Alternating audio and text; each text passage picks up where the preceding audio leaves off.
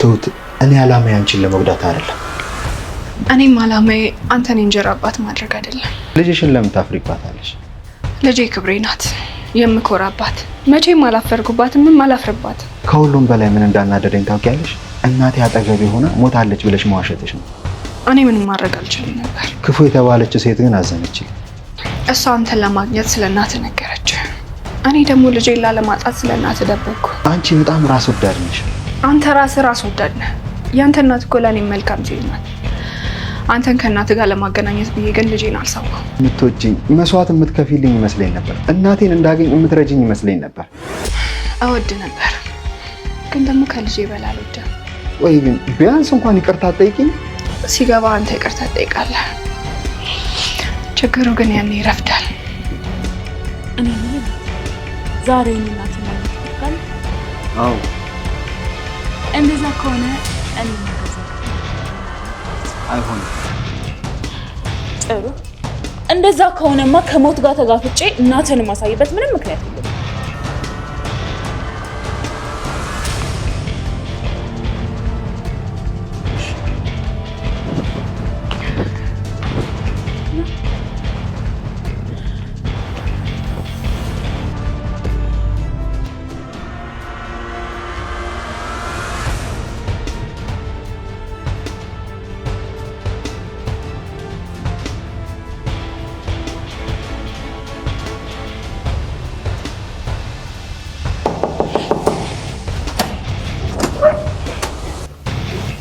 ምን ነው ቤቱን ካውዚ ዘጋችሁ?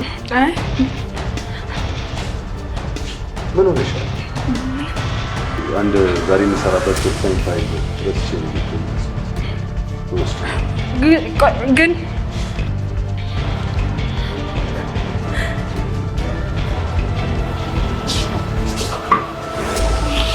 እሺ ሰዎች የምንሰራው ስራ የሚመቻችሁ ከሆነና በምላሹ ደግሞ እናንተኛም በትንሹ ማገዝ ከፈለጋችሁ ቻናላችንን ሰብስክራይብ፣ ይህን ቪዲዮ ደግሞ ላይክ አድርጉት።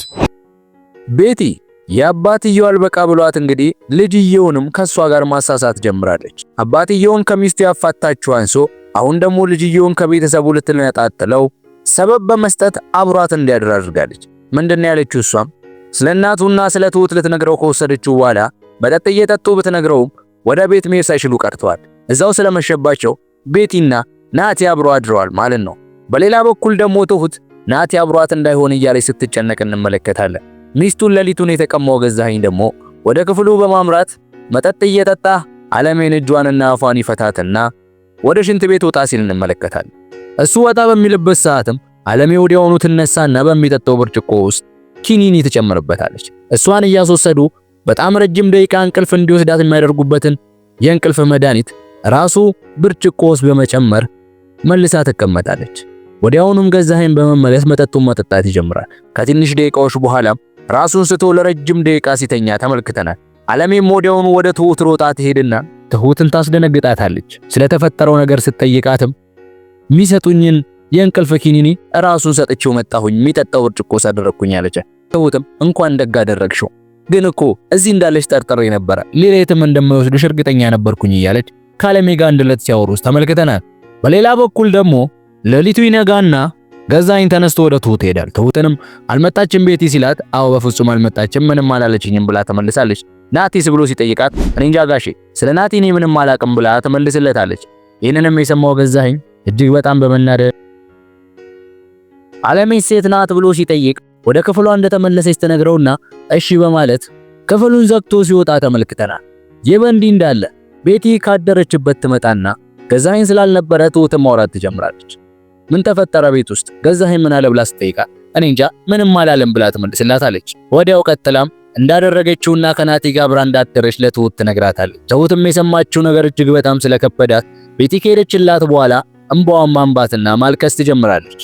ሁኔታዎችም እጅግ በጣም የከበዷት ትሁት ወደ አጎቷ በመሄድ ጋሼ እኔ ሁሉ ነገር ከበደኝ፣ ከዚህ ቤት እንደምንም ብለህ ብታስወጣኝ ደስ ይለኛል ብላ መማረሯንና እጅግ እየተከፋች እንደሆነ ትነግረዋለች። እሱም የቻለውን ሁሉ እንደሚያደርግ ይነግራትና ትሁት ወደ ቤት ተመልሳ ትገባለች።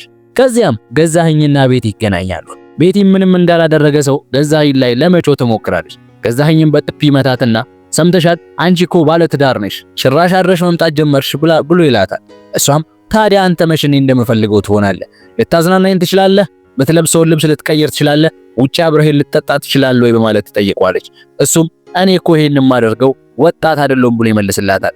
እሷም መልሳለት እኔ እኮ ታዲያ ወጣት ነኝ፣ ወጣትነቴ ዝም ብዬ ማሳለፍ አልፈልግም በማለት ትበሳጭበታለች። መልሷ ያናደደው ገዛኸኝም እጅግ በጣም በመናደድ ወዲያውኑ እጇን ይዞ እያወራወረ በመውሰድ ወደ ክፍሉ ላይ ከታትና እሷንም ደግሞ ሌላ ተረኛ በቁልፍ ይዘጋባትና ይወጣል። በሌላ በኩል ደግሞ ናቲ ወደ ቤት ይመጣና ትሁትን ለማውራት ሲሞክር እንመለከተዋለን። ትሁትን ትንሽ ነገር ካወራት በኋላ ልጅሽ እንዴት ናት ብሎ ጭንቅላቷን ለመንካት ደግሞ ወረፍ ለማድረግ ይህንን ቃል ይጠቀማል። ትሁትም ደህና ናት በማለት ትመልስለታለች። ቆይ ለምን ሳትነግሪኝ በልጅሽ ታፍሪያለሽ እንዴ ብሎ ቢጠይቃትም ትሁት ግን በልጇ በፍጹም እንደማታፍርና የአይኗ ብሌን ማረፊያዋ የሁሉ ነገሯ ምንጭ ደስታም ቢሆን ሐዘኗ ለሷ እንደሆነ ትመልስለትና ማውራት እንደማትፈልግ ነግረው ጥላው ተነስታ ትሄዳለች። በሌላ በኩል ደግሞ ገዛኸኝን በድጋሚ እንመለከቷል። ገዛኸኝም የትሁት አጎት ወደ ጋጋሚ ስራ ቦታ እየሄደ ስላስቸገረው ወደ ቤት ሲገባ ትሁትን ይጠራትና ሰውዬሽን አርፎ እንዲቀመጥና ወደ እኔ እየመጣ እንዳይጨቀጨቀኝ ትነግሪልኛለሽ። አንድ ሚስጥር እሱ ካወቀ ነጭ ሆነ ጥቁር ጸጉር አልልም፣ ትልቅ ሆነ ትንሽ አልልም፣ ታቂኛለሽ። ከመበቀልና ከመንገዴ ዞር ከማድረግ ምንም ነገር አያግደኝም በማለት ትሁትን አስፈራርቷት እንድትሄድ አድርጓታል። ገዛኸኝም ወደ ቤት ከገባ በኋላ ለቤቴ ክፍሏን ይከፍትላትና በጣም ስለራባት ወደ ትሁት በመሄድ ምግብ እንድታቀርብላት ጠይቃታለች። ትሁትም እንዴት ነበር እስር ቤቱ ብላ ትላታለች። ትሁት አታናጅም ብላ ስትመልስላት ትንሽም ማየትሽ ጥሩ ነው፣ ዓለሜ ብዙ ረጃጅም ቀናቶችን በዛ በተዘጋ ክፍል ውስጥ አሳልፋለች እና ደግሞ ይሄንን አንቺን መቅመስሽ በጣም ጥሩ ነው በማለት ትመልስላታለች። አያይዛም እንኳን ደስ አለሽ፣ የምትፈልጊውን ነገር አግኝተሻል፣ ነገር ግን መውደቂያሽ እንዲያምር ጸልይ፣ ምክንያቱም ናቲ እውነቱን ያወቀ ለታ አንቺንም ባልሽንም ይገላችኋል፣ ሁለታችሁም አትተርፉም፣ የሳመሽ እንደገልሽ በማለት ተረተርታባት ታስደነግጣታለች። ቤቲ መልሳ ምንም እንደማትፈራና ምግቡን አቅርባላት እንድትሰጣት ጠይቃት ካጠገቧ ስትሄድ ተመልክተናል። ታሪካችንም ይቀጥልና ቁርስ ተዘጋጅቶ ሁሉም በሳሎን ውስጥ ተገኝቶ እንመለከታቸዋለን። በዚህ ሰዓትም ናቲ ሲከላከላቸው ቁርስ እንዲበላ ሲጠይቁት አይ እኔ ምንም አልፈልግም ጠግቤያለሁ ማለት ሲመልስላቸው እንዴ የትሁትን ምግብ ተወዷል ነበር እንዴ ብሎ ይጠይቀዋል። አይ ግን ዛሬ ጠግቤያለሁ በማለት ለጋሼ ይመልስለታል። ቀጥሎም ጋሼ ወደ ስራ ሊወጣ ስለነበር ቤቲን ቤት ውስጥ ለናቲ ትቶ መውጣት ስላልፈለገ በቃ ቤቲ እኔና አንቺ እንወጣለን በማለት ሲላት አይኔ እዚሁ ነው የምሆነው በማለት ተመልስለታለች። ቤቲን እዛው ማፋጠጥ ስላልቻለ ወደ ልጁ ይዞርና ልጄ እኔን ፈልገኝ የመጣኸው አይደል በማለት ይጠይቀዋል። ልጁ ናቲም አይ አባዬ ዝም ብዬ በዚሁ ሳልፍ ልጠይቃችሁ ነው ጎር ያልኩት በማለት ይመልስለታል። አማራጭ ያጣው ገዛኸኝም ምን እንደሚያደርግ ሲያብሰለስል ናቲ ለትሁት ቡና እንድታፈላለት ይጠይቃታል። ቤቲም ወዳውኑ ትሁት ቡና ፊልም በማለት ቤት ውስጥ ለመቅረት ሁለቱ ሲስማሙ እንመለከታለን። የገዛኸኝንም ወደዚህ ወደዛ ማሰብ የተመለከተችው ቤቲ ከዚህ አንተም ጠጥተህ መሄድ ትችላለህ ብላ ትለዋለች። ወዲያውኑ እሱም አይ እናንተ ጠጡ በማለት ከቤት ጥሎ ይወጣል። ታሪካችንም ሲቀጥል ናቲና ቤቲ በሳሎን ውስጥ ቀርተው ሳለ ናቲ አንዴ ትሁትን ላናግራት በማለት ወደ ትሁት ሄደ። ትሁትንም ሄዶ እንደዚህ ሲል ይናገራታል። ትሁት እኔ አንቺን መጉዳት ዓላማዬ አይደለም በማለት ይላታል። ትሁትም መልሳ እኔም አንተን እንጀራ አባት ማድረግ ዓላማዬ አይደለም በማለት ትመልስለታለች። ናቲም ቀጠል አድርጎ ታዲያ ለምን ልጅሽን ታፍሪባታለሽ በማለት ይመልስላታል። እሷም ልጄም በፍጹም አላፍርባትም፣ ልጄ ለኔ ጌቴ ናት በማለት ትመልስለታለች። ናቲም ከሁሉም በላይ አበሳጨኝ እናቴ አጠገቤ ሆና ሞታለሽ ብለሽ መዋሸትሽ፣ ያቺ ጠላቴ እንኳን እውነቱን ነገረችኝ በማለት ይመልስላታል። ትሁትም አዎ እኔ አንድ ምርጫ ነው የነበረኝ ከልጄና ከናትህ አንተን ለማገናኘት ብዬ ልጄን መስዋዕት ማድረግ አልችልም። አንተ እናትን እንደምትወዳት ሁሉ እናቴን ወዳታለሁ።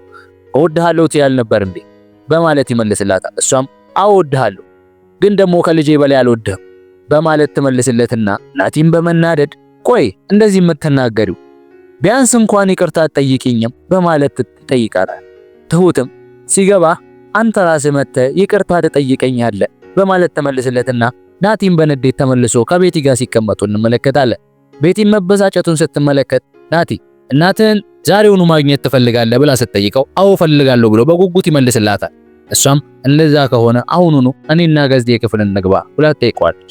እሱም ቤቲ ተይ በስህተት ላይ ሌላ ስህተት አንስራ በማለት ይጠይቃታል። ቀጥሎም በፍጹም ይሄንን ማድረግ እንደማይችል ሲመልስላት ቤቲም በጣም ጥሩ እንደዛ ከሆነ ከሞት ጋር ተጋፍጬ አንተንም እናትም ማገናኝበት ምክንያት የለም። እኔ ራሴን ለሞት አሳልፌ አንተን ለደስታ አሳልፌ አልሰጠም በማለት የእናቱን ሐሳብ እንዲያነሳ ታደርገዋለች። እሱም በመደናገጥ እሺ በቃ በማለት እናቱን ለማግኘት ሲል ለሁለተኛ ጊዜ ለስህተት ይጋበዝና ይዛው ወደ ክፍሏ ትገባለች። ይህን የተመለከተችው ትሁትም እጅግ በጣም በማዘን አንገቷን ስታቀረቅር ተመልክተናል። እነሱም ወደ ክፍላቸው በገቡበት ሰዓት አቶ ገዛኸኝ የረሱት ቃል ለመሰለኝ ወደ ቤት ይመለሳሉ። ይህን ያየችውም ትሁት እጅግ በጣም በመደናገጥ ጋሼ ወደ መኝታ ክፍል እንዳይሄድ የቻለችውን ሁሉ ጥረት ስታደርግ ትቆያለች። ነገር ግን ምንድነው የሆንሽው አንቺ ልጅ በማለት ጋሼ ወደ መኝታ ክፍሉ ያመራና መኝታ ክፍሉን ይከፍቷል።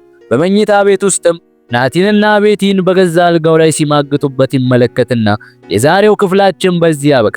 በቀጣይ በአዲሱ ክፍል እስከምንገናኝ መልካም ቆይታ ይሆንላችሁ።